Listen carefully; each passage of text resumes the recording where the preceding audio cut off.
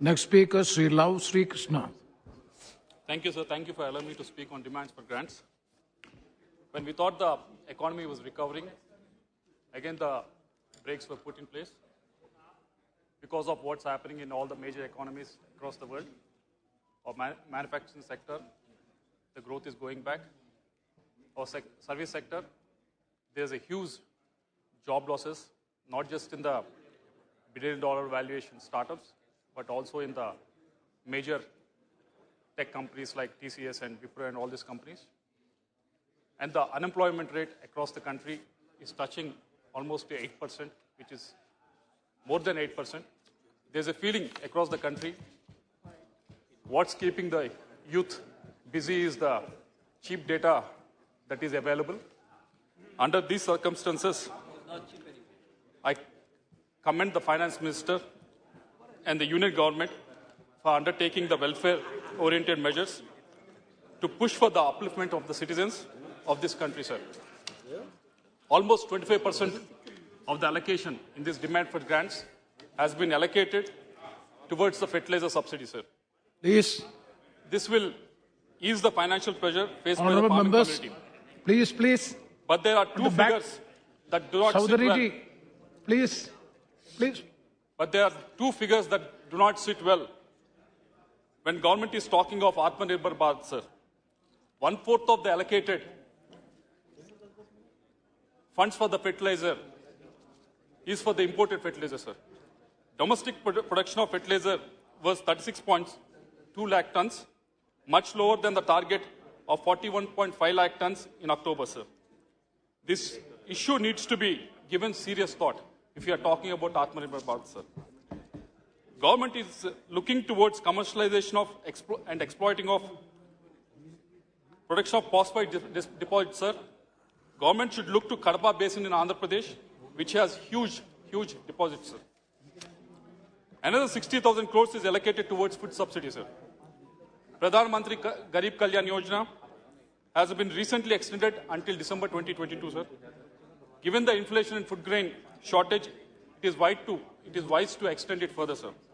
Narendra has been allocated another 16,400 crores, but it still falls short of last year's expenditure by 8,600 crores. Maybe they will cover it in the next demand for grants. Andhra Pradesh was allocated only 14 crore mandates, sir, which was reduced to 9.68 crore mandates. This comes on back of AP specifically requesting for 26 crore mandates in review meeting that has held in early 2022, sir, before the budget was announced. Coming to the fiscal deficit, now the government is asking for additional expenditure of 3.26 lakh crores, sir. This will definitely push the central fiscal deficit to exceed the budget target of 6.4% by around 80,000 to 1 lakh crores, sir. Center has many times schooled states for exceeding their fiscal deficit. It's time center to lead either by example or understand the state's concerns and increase the borrowing limit, sir. 9,951 crores has been given as GST compensation to the states. It's very much appreciable, sir. But center's revenue from cesses and surcharges has raised from 10.4% in 2011 to 26.7% in 21-22, sir. To strengthen the federal structure, either extend the GST compensation by 5 years or share the surcharges with the states, sir.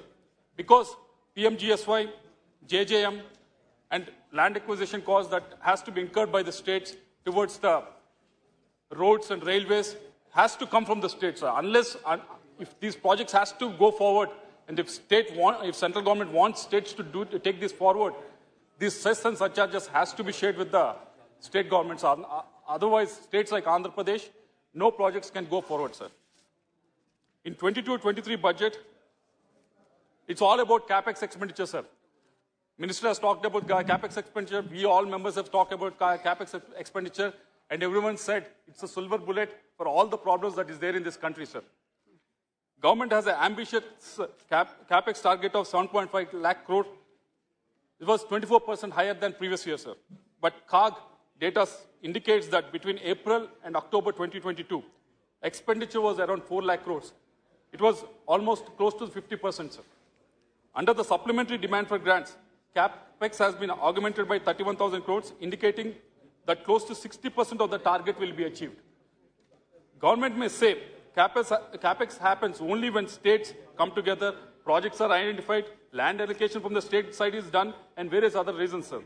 Let me give you various avenues that are available in Andhra Pradesh, various projects that are allocated to Andhra Pradesh, which are looking for CapEx spending from the union government, sir.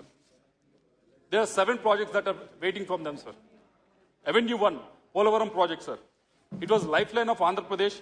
It was supposed to solve drinking and irrigation problems of many districts of Andhra Pradesh and lakhs of acres in Andhra Pradesh, sir. It was adjudged as a national project as well in Bifurcation Act, sir. But there are so many issues that are pending with the union government, sir. Pending investment clearance for the revised cost estimate to the tune of 55,000 crores is still pending with the union government. Funding for drinking water is to the tune of 4,000 crores is still pending with the union government. Removal of component-wise restriction. We have been representing it to the union government too many times. An expenditure of 2,000 crores has been rejected because of that. It is still pending with the union government. R&R package, resettlement and rehabilitation package. It's still pending with the union government. We have been making so many requests with the government. It's not been happening. The left side of the project, to the tune of almost 40,000 acres, R&R package has not been initiated from the union government. If union government is so serious about CapEx, this is the project that they should really look into, sir. Avenue number 2, education institutions, sir. There were so many education institutions that was promised for Andhra Pradesh after the state has been divided. IIT, IIM, ISR, NIT, Central University, Petroleum University, Agri University, IIIT, Tribal University, and AIMS. Except AIMS, none of the institutions that I have mentioned are running from a own campus, sir. Still, all of them are running from a rented premises, sir. This is the capex that the union government should be looking at. Example I will give you. A central university was allocated 56 crores in 22-23 budget, sir. When the actual ask was for 1,500 crores, they allocated 53 crores. That is enough for salaries, not for building a campus, sir. Land has been given to that. We are waiting for the capex to be spent on that. And third avenue, sir, there was in that last budget, finance minister has mentioned about interlinking of Godavari and Penna. Godavari and Penna interlinking will solve many problems, irrigation problems, drinking water problems in Andhra Pradesh, because Godavari basin has excess amount of water that is available, about 250 TMC, sir. And that was announced in the last budget, and that has been mentioned as one of the capex projects, sir. But nothing has been happened in the last 8 months. Nothing has been discussed, no DPRs, nothing has been forwarded in that direction, sir. And avenue number 4, just 2-3 minutes, sir. Avenue number 4, with regards to the health infra, sir. Andhra Pradesh, with a population of 5.2 crores, we had only 13 districts when the YSR Congress Party and YS Jagan Reddy Garu became CM in 2019, sir. After he became CM, he realized decentralization of administration is the way forward. That's why he created each parliament as one district. And the first thing that we identified in each district was the lacuna with regards to the healthcare and education, sir. When we realized that we have proposed for 17 medical colleges, sir, we forwarded that proposal to the union government. 3 have been agreed. Yes, 1 is in my constituency, which is being supported by the union government, but that's not last one, but that is not the case. Another 14 are still in the pipeline, sir. The same thing with the road projects as well, sir. There's so many announcements that have been made with the road projects, sir.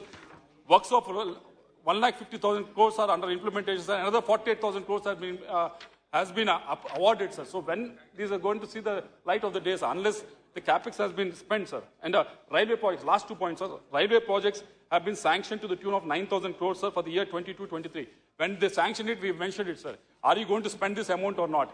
As we are seeing, it's not being spent, sir, because the reason they are giving is, let the state give the land, then we'll spend with regards to the new line, sir. Sir, all these agreements were made before the bifurcation of Andhra Pradesh. We are ready to renegotiate. The revenues of the... Sir, last one point, sir. Last one point, special.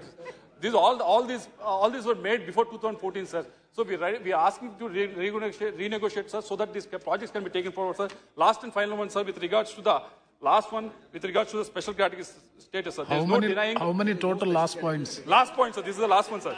There is no denying bifurcation of Andhra Pradesh was done in an unscientific manner, sir. Not only we lost our capital in Hyderabad, which was a major revenue source to Telangana, sir, but also inherited higher debts and liabilities, sir. Andhra Thank was you. left with 45% revenues and 58% Sri Hanuman population, Belival. sir.